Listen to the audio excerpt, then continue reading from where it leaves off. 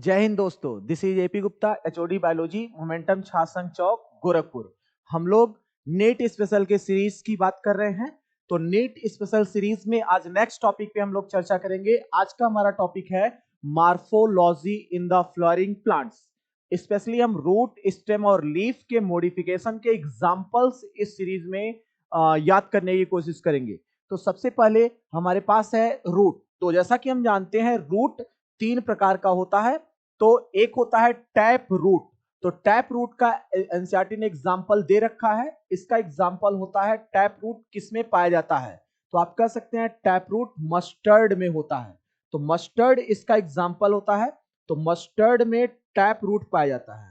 तो मस्टर्ड में tap root होता है। तो मस्टर्ड, तो इसके एग्जांपल की हम बात करेंगे। मस्टर्ड, तो मस्टर्ड में टैप रूट होता है। ठीक। अच्छा, अगर हम टैप रूट की बात करें तो टैप रूट में तीन प्रकार के रूट होते हैं। तो एक को आप कहते हैं प्राइमरी रूट, तो प्राइमरी रूट, और दूसरा आप कह सकते हैं सेकेंडरी रूट, और तीसरा आप कह सकते हैं टर्सरी रूट। तो तीन प्रकार के रूट मिलकर के टैप रूट बनाते हैं। तो जो प्राइमरी रूट होता है, इसकी ओरिजिन डायरेक्ट रेडिकल से होती है। तो ये रेडिकल से ओरिजिनेट होता है।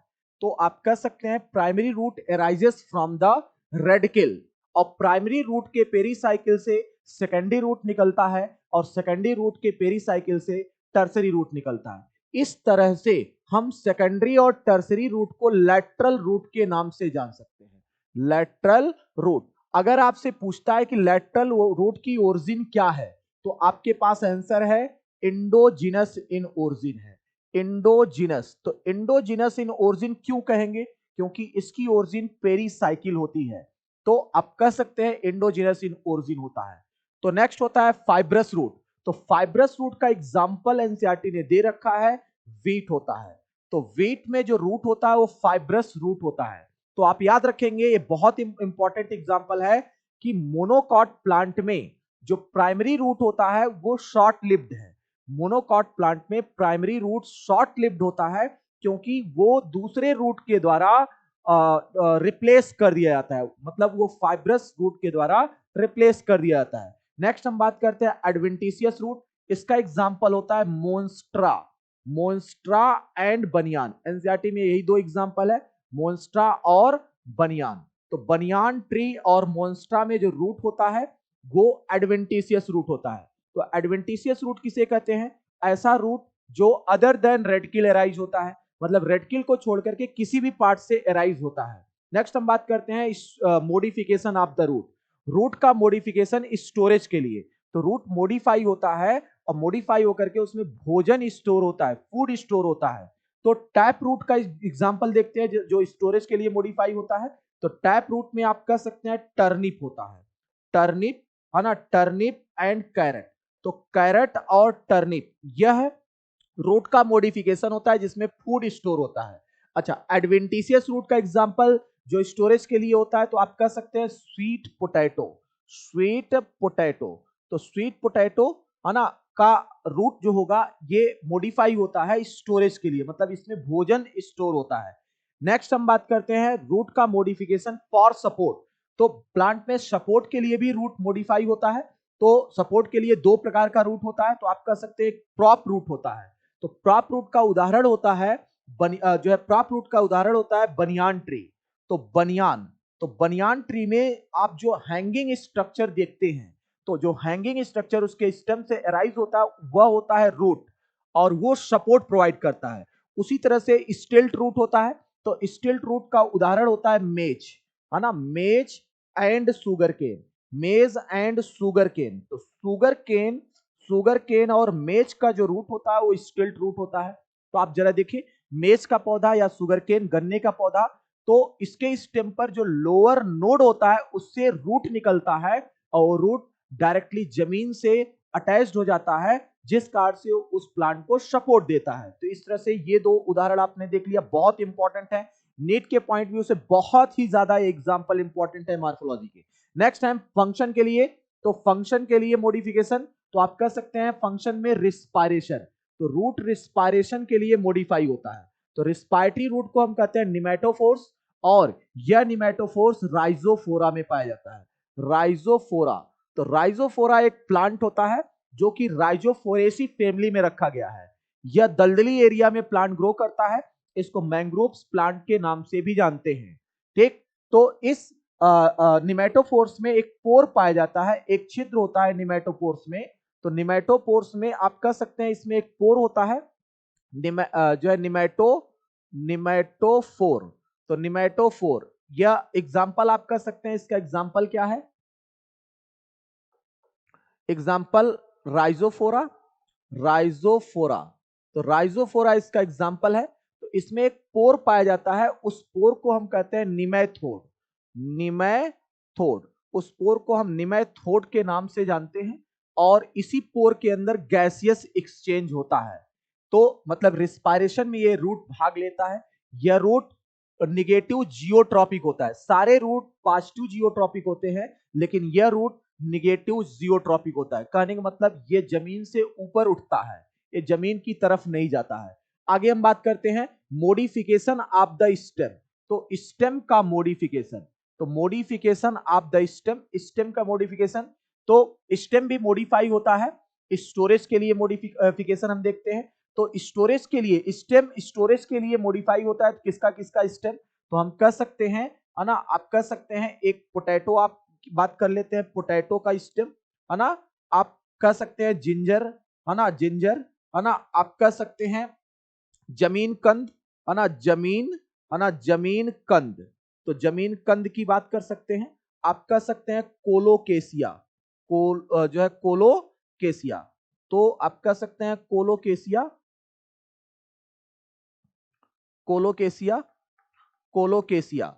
तो ये इसका स्टेम अंडरग्राउंड स्टेम होता है, ये जमीन के नीचे ही ग्रो करते हैं और ये भोजन स्टोर करते हैं।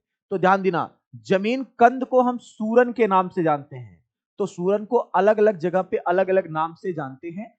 तो यूपी में इसको सूरन के नाम से ही जाना जाता है ना। दीपावली वगैरह के समय पर, ये दीपावली के दिन इसकी सब्जी खाना मस्ट होता है, ऐसा घर वाले कहते हैं कि अगर नहीं खाओगे तो तुम अगले जन्म में छछूंदर बन जाओगे। तो तरह तरह का ऐसा जो है अफवाहें भारत में फैली रहती हैं। तो जमीन कंद को हम सूरन कहते हैं। और कोलोकेसिया, कोलोकेसिया का मतलब होता है अरुई। अरुई की सब्जी भी आपने खाया होगा। तो आगे अगर हम बात करते हैं, तो ये जो अंडरग्राउंड स्टेम होते हैं, तो ये these are acts as organ of perennation, organ of perennation. तो these acts as the organ of perennation. तो these are acts as organ of perennation. ये पॉइंट जरूर आप याद रखेंगे, ये इंपॉर्टेंट पॉइंट है जो कि कई बार एग्जाम में आ चुका है। नेक्स्ट हम बात करते हैं दूसरा स्टेम का मॉडिफिकेशन। तो एक्सिलरी बड, स्टेम पर एक्सिलरी बड होता है और यही एक्सिलरी बड मॉडिफाई होकर के, एक्सिलरी बड मॉडिफाई होकर के बनाता है टेंड्रिल। तो एक्सिलरी बड मॉडिफाई होकर के टेंड्रिल बनाता है। और टेंड्रिल का एग्जाम्पल, है ना, आप कह सकते हैं गॉड होता है ना, God and grab swine, and grab swine, grab swine. तो गॉड और ग्रैप स्वाइन ये टेंड्रिल का उदाहरण है ना। नेक्स्ट होता है थॉर्न। एक्सिलरी बड ही मॉडिफाई होता है और कांटे जैसा स्ट्रक्चर बनाता है जिसको थॉर्न कहते हैं। और थॉर्न पाया जाता है सिट्रस में, है ना, सिट्रस। और दूसरा एग्जांपल इसका है बोगेनवेलिया, बोगेनविला। तो बोगेनवेलिया और सिट्रस में कांटे जैसा स्ट्रक्चर पाया जाता है उसके स्टेम पर, जो ग्रेजिंग एनिमल से इस प्लांट को बचाने का काम करता है। तो आप याद रखेंगे, एक्सिलरी बड स्टेम पर पाया जाने वाला मॉडिफाई होता है और बनाता है टेंड्रिल और थॉर्न।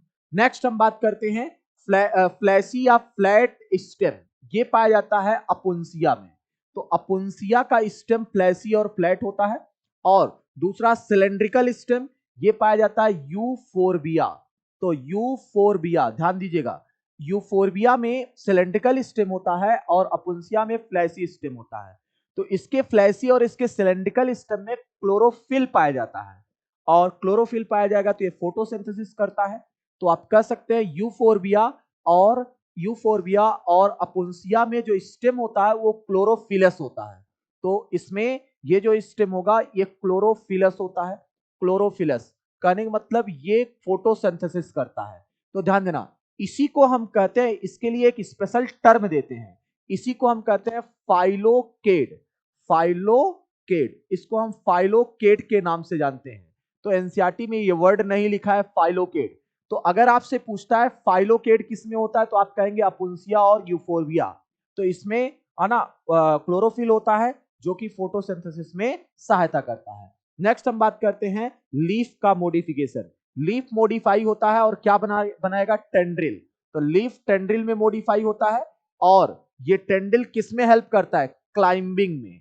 तो टेंड्रिल का काम होता है क्लाइंबिंग, और इसका एग्जांपल आप बात करेंगे तो इसका एग्जांपल है पी। नेक्स्ट, लीफ मॉडिफाई होकर के कांटे जैसा स्ट्रक्चर भी बनाता है जिसको हम स्पाइंस कहते हैं। क्या कहते हैं, स्पाइंस। और इसका काम होता है डिफेंस।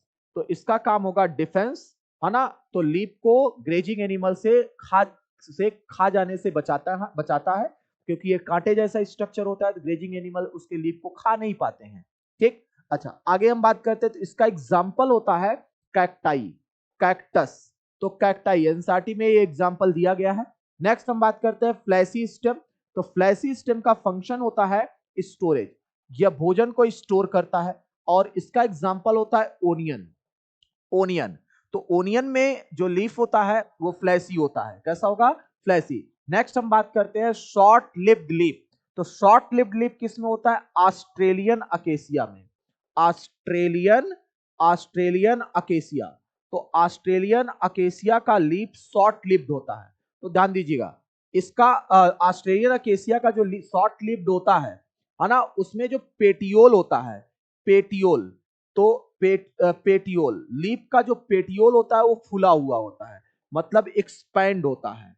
लीफ का पेटियोल फुला हुआ होता है या आप कह सकते हैं एक्सपैंडेड होता है ना। और उसमें क्लोरोफिल होता है, और वो क्लोरोफिल, अगर क्लोरोफिल पाया जाएगा तो फोटोसिंथेसिस होगा। तो इस तरह से इसके लिए एक स्पेशल टर्म दिया जाता है जिसको आप कहते हैं फिल्लोकेड, है ना। सॉरी, नॉट फिल्लोकेड, आप कहते हैं फिल्लोड, है ना। फिल्लोड आप याद रखेंगे, यहां पे बड़ा कंफ्यूजन होता है। फिल्लोकेड और फिल्लोड दोनों अलग अलग चीज है।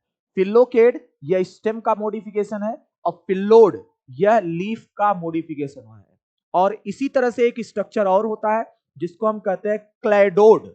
तो क्लैडोड जो होता है यह एस्पारेगस में पाया जाता है और यह एसिमिलेशन के लिए मॉडिफाई होता है। तो नीट के सीरीज में हम लोग मॉर्फोलॉजी आप कवर कर लिए। इसी तरह से एक नए कॉन्सेप्ट के साथ नेक्स्ट वीडियो में हम लोग बात करेंगे।